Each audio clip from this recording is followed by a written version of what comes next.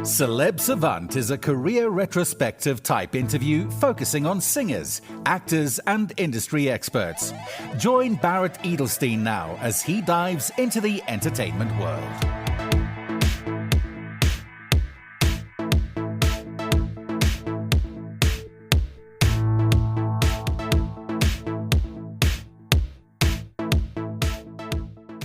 Australian singer and songwriter Flynn Gurry has spent the past few years rapidly making waves in the Australian music industry.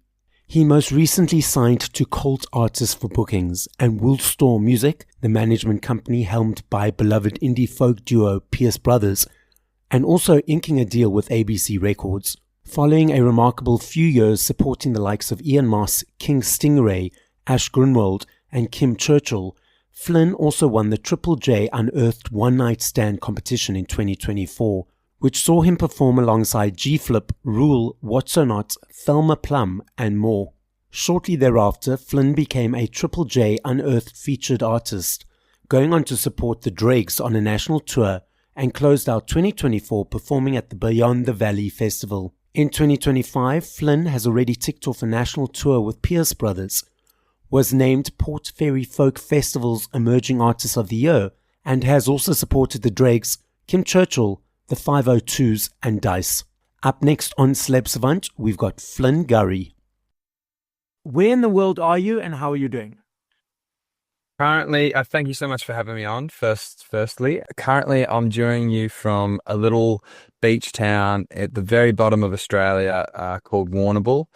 I'm traveling between two major cities at the moment, so I've stopped off at this little town and joining you from there. Yeah. Okay, cool. Let's rewind. At what age, whether as a child or teenager, did you feel, cool, I want to be creating music, I want to be in this world, and how did that journey progress? Yeah, well, as a little boy, my parents used to take me and my brothers and sister to lots of music festivals and different gigs and things that we were able to go to. And one particular one, there's a quite a world-class festival that happens about 20 minutes away from my house. And it's called the Port Fairy Folk Festival. And that's really, I remember watching all them, incredible musicians and songwriters and just as a little boy kind of catching that bug and going, oh, I want to do that. I want to play guitar. I want to sing some songs. So that's definitely my first memory of being like, wow, that's so cool. I want to do that. So how did that then become the next steps of you doing it professionally? Yeah, well, it kind of just built a love for music for me. And then once I picked up the guitar when I was about 14, it kind of all made sense. I discovered some different tunings on the guitar and then pretty quickly became really hooked and kind of, it's really now at this age that I'm kind of reflecting on them early years, going to that festival where I have, all my kind of, my love for folk music and singer-songwriter music has definitely come from that place in Australian music. And so, yeah, it kind of gave me the love for music. And then, so when I picked up the guitar and started writing songs, it really quickly just progressed and I sort of got really addicted to playing songs. How do you create a song? It kind of feels like they just fall out of the sky, but sometimes, I always like to have a guitar kind of laying around the house, and it often starts with this sort of little riff, and then it's sort of a melody, and I'm always trying to write in my journal, and just like ideas for lyrics and things that I'm feeling or experiencing at the moment, and so when kind of the melody kind of comes, I can start to kind of connect the two, sort of my book and my guitar, and connect the two in that way. And yeah, it can be a bit of a slow process, but it also can happen really fast. So, and do you ever collaborate with other writers, or you only really write by yourself? I've just started writing with other people the last sort of 18 months, which has been such a incredible experience. And I've been fortunate to kind of travel around the world. I've done a lot of writing in Scotland and England and Poland as well. Yeah, it's been such a bringing lots of different ideas to the table, and also just having someone kind of keeping the session going. Like sometimes I think if you're writing by yourself, you kind of start to, maybe you're a bit distracted or something. Whereas if you're writing with someone else, you keep going until you get the song. So I find that really useful. When you feel like you're on something that you're both really connecting with, I think that's such a special moment, and it often happens really fast, which is great.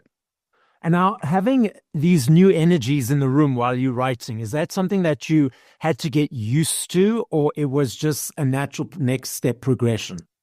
I think it was both, because it was writing with someone else, going from not writing with people at all and just having everything solely by yourself, sort of having. It can sometimes challenge your ego a little bit.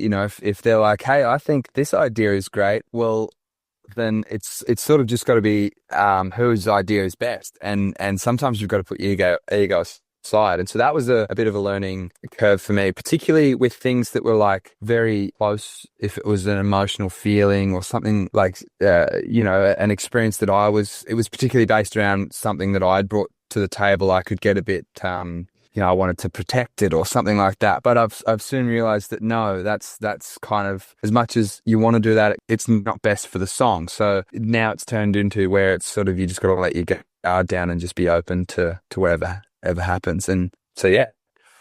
What's coming up for the next period? You just released your latest track. Tell us the name, what it's about, and then what's coming up for the next period of time. So the track is Don't Stop Dreaming. I just released it. I recorded it with Joel Quartermain and Edwin White. I wrote half of the song in Scotland, half of it in Australia, backstage after a gig one night.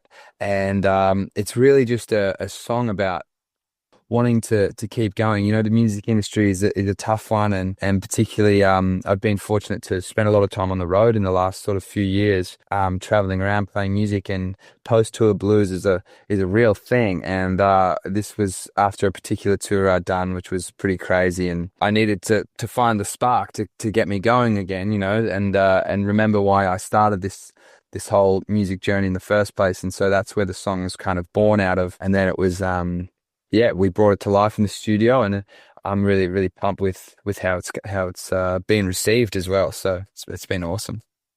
You mentioned post-tour blues. What is that specifically? Because obviously we, the audience, we don't really experience or understand that. So from your experience, can you explain?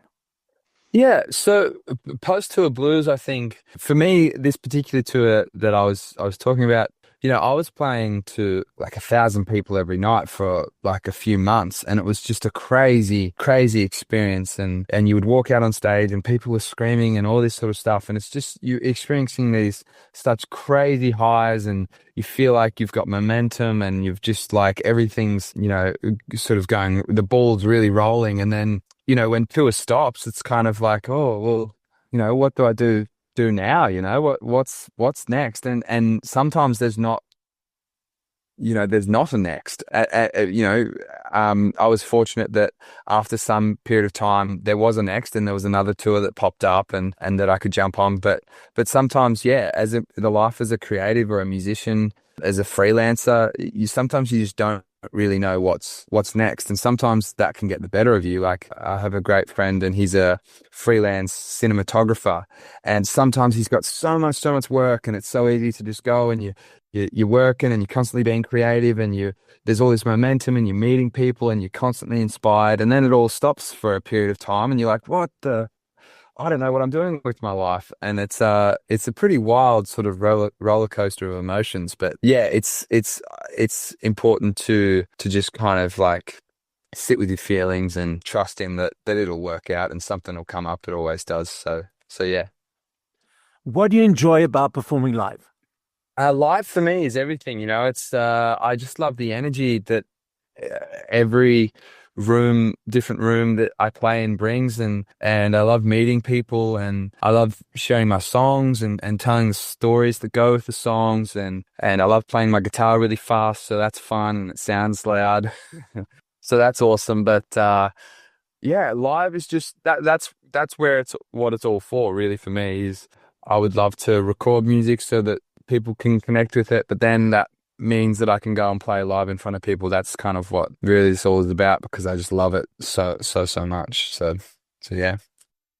I'm a dude that's right up in front. I'm jamming, I'm dancing. I'll take my cell phone out for a couple of videos, couple of photos, and I put my phone away.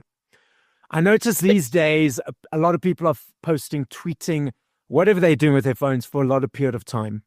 From the person on the stage, i.e. you, your personal preference or experience, seeing a bunch of phones potentially, do you not feel that takes away from that connection and energy you spoke of, or it's just where society is at this time?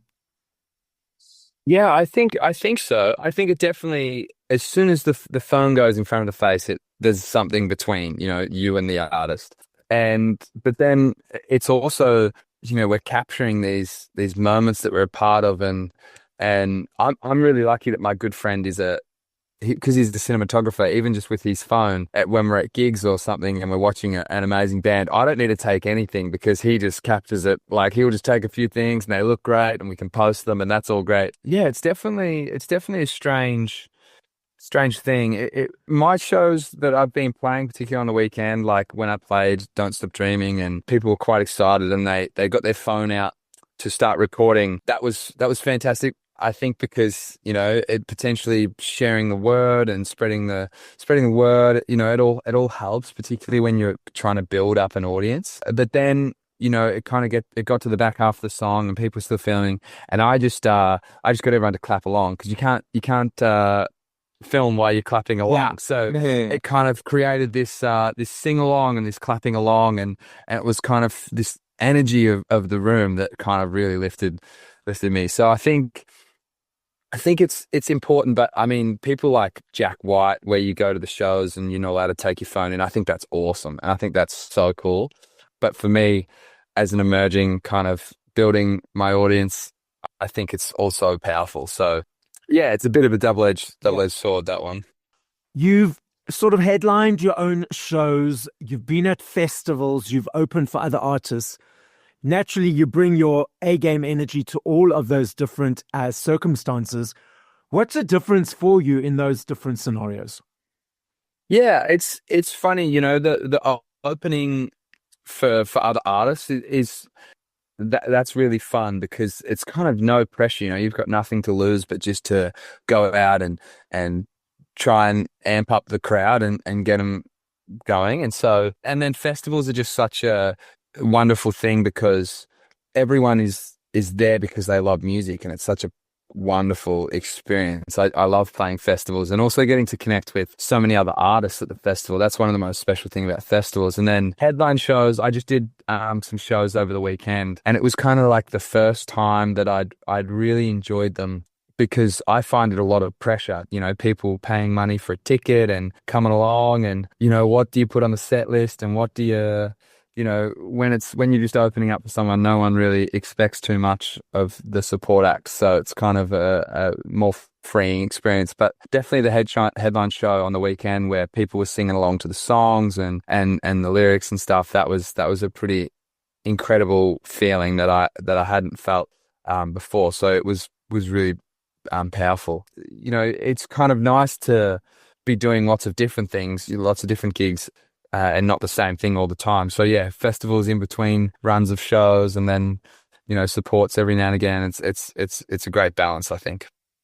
You reference that pressure for you and expectations of the audience, which I find interesting as a person who goes to concerts, because when I go to concerts, I don't look at the stage on Google. I don't look at the set list, what they're going to be performing or not performing, because I want to be in the moment. I want to be, this is the next song. Wow, this is the next song. And not to be leaving, I didn't like the show because they didn't play this song, because there's no expectations involved. So it's actually interesting now to hear from your side, being the artist, that now becomes pressure on you for the performance. And I'm sure other artists feel the same, because the expectations involved from the audience. What are your feelings around that sentence or that thing that I've just mentioned? I mean, I think you are the perfect kind of live music supporter that we all want at our shows. That sounds awesome. Yeah, I mean, it's such a funny thing, because I'm, as a songwriter, I'm constantly writing new songs all the time. So I kind of I love playing the old songs, but I also love playing new songs and what I'm writing at currently, particularly for the shows over the weekend. I had some people message and say, "Oh, you're going to play this song? You're going to play this song?" And I did add them in the set because I was like, "Well, they're paying money to come see the show. That's fun. That someone wants to hear that song. I'm happy to do that." But I think it would be really interesting. I see it with some really big artists who maybe got their break kind of through one particular song and then having to play that for the kind of the rest of your life sort of thing. And I've been talking about this with a guy I've been writing songs with, and when we've been kind of finishing the songs, we go, would we play this for the rest of our lives? And if we say yes, then we've made a good song, and we can kind of go, right, well, we can record this now. So yeah. So if the answer is no in those situations, do you tweak the songs or just sort of throw them out? Tweak them maybe, or maybe it's just, I don't know. We haven't really got to the point where some songs have just kind of disappeared out of the Dropbox folder or they've just kind of taken the back seat, and maybe they're just not quite ready yet, and they'll just take some time to, for my taste to change or something, because you never know. Some songs just come back, and even old songs. I mean, even old songs that I play that when I didn't sort of have that saying when I'd finish a song, I kind of go through different times where I really love playing that song, and sometimes where I'm like, oh, I wish I was playing something else right now. But then it's really funny how they just take on new meaning and kind of they sort of get themselves new lives all the time. So it's really cool. I love me a CD. I love the journey of the experience of the unpacking, the booklet, the thank yous, the listening to song 1 to whatever number. For me, it's an energy exchange. Thank you to you guys for the hard work that you put into your creative process. I'm unsure if you're aware, massive increase or upsurge of physicals around the world. A couple of years ago in the UK, 5.9 million vinyls sold, the biggest since 1990. Also, last year in the UK, there's a basket of products that they gauge exchanges on. And based on these exchanges, they gauge something for tax purposes. And naturally, there needs to be a large number of exchanges daily for a product to be in this basket. And because of the upsurge of CDs again last year, CDs have now been put back in this basket. And the research is showing that it's the younger kids diving into this world, not necessarily the older nostalgic people. And then we also have the streaming platforms that people consume music on. What are your observations of the landscape at the moment? I buy vinyl, so I love buying vinyl and something physical, and like you said, getting the booklet and all the kind of inserts and the artwork and having something physical. I really enjoy that. Yeah, I think it's a really interesting time, particularly playing live. And busking and all this sort of stuff. I mean, I'm still selling CDs at shows, and I don't have vinyl yet, but I'm still selling lots of CDs at shows and things. So I wasn't playing at a time when there was no streaming services. So I can't really compare what it was. I hear some of the older musos, and they talk about we used to sell a lot more CDs, but definitely I think when we can stream every song at any point, through the click of a button on our phone. I think people really love the transaction of buying a CD, meeting the artist, getting the CD, having the artwork. And I still think it's going to just become more popular again because we have access to so much things, but on our phones. But the CD and the vinyl is something so real, and it feels like people have put their souls into it, and I think that can't be replaced on the streaming. So yeah, I'm really interested to see how it goes, and that's some really interesting stats about the CDs. I'd heard about the vinyl, but I didn't know CDs were making a comeback like that. So that's really cool. I once heard that CDs, the way the file is, the way they're played, it's like the best quality of music, like the best amount of data you can put on a disc that's the best quality of music you can listen to it. I mean, that's great because we want people listening to our music, yes, sounds good. Like I said, I've got my CDs, and I was living overseas, and I came back here to South Africa a couple of years ago, and I wanted to get a CD player, and everyone was like, you can't get CD players anymore. They extinct and all that kind of stuff. In South Africa, there's a platform similar to Amazon called Take-A-Lot. And I went on there hoping for a one good option. And there were so many choices to choose from. I had to narrow it down and then narrow it down. And I got my set. As you said, when I listen to the same song on DSP or on Spotify, compared to listening to it on the CD on the same system, the CD sound quality is like this, a massive hug of sound compared to the DSP is like really muted and sort of tinny, if that's the right word. No, and it is because particularly with DSPs, you kind of have to put your songs in upload a particular file, and then the DSP itself will compress so that every song is kind of the same volume and all this sort of stuff. Where the CD is just like, you can put so much data on that. It's awesome. So that's great. I love this game. I know if I had to ask you this question in 5 minutes, 5 years, 2 minutes, I know your answer will be different every time, simply because there are millions of them. I'm not saying favorite, I'm saying top of mind. Now you're on your journey in your car. If you had to push play to 5 artists once we finish this conversation, who would those artists be? And if you can think of specific songs of those artists, what songs would you play of them? Straight off the top of my head, on the road trip, I love Mumford & Sons. Particularly the Babel album, that song Babel. Ben Howard, I love driving, listening to Ben Howard, and I've been such a big fan of his first 2 albums and only just listened to his 3rd album the other day for some reason. I don't know, I'm such a big fan, and I took such a long time to listen to his 3rd album. But I really loved it. As particularly, I was driving sort of through these hills, and it was beautiful. There's a Melbourne artist who is releasing music at the moment and their name's Umbra Moon, and they are just... They're one of the most entertaining live performers I've seen, and I think they just released a new song, so I'd be putting that on because I haven't checked it out yet, and this is now a reminder that I should be putting it on. And then I've actually been listening to, in the gym, Hans Zimmer's soundtrack, like live soundtrack. I found that really, really crazy cool. And then I'm a massive Black Keys fan, so I think any album of the Black Keys, and I'm pretty happy. I'm pretty that'll keep me awake driving. So there's 5 artists. Yeah. So Flynn, the podcast is listened to throughout the world. As a final message, what would you like to say? Keep going to live music and keep playing music and enjoying it. And if you like an artist's music, make sure you let them know because I think music's the way. So enjoy it. Thank you for listening to this episode of Celeb Savant. Please follow Barrett on TikTok, Instagram, YouTube, and Facebook at Celeb Savant. That's CelebSavant.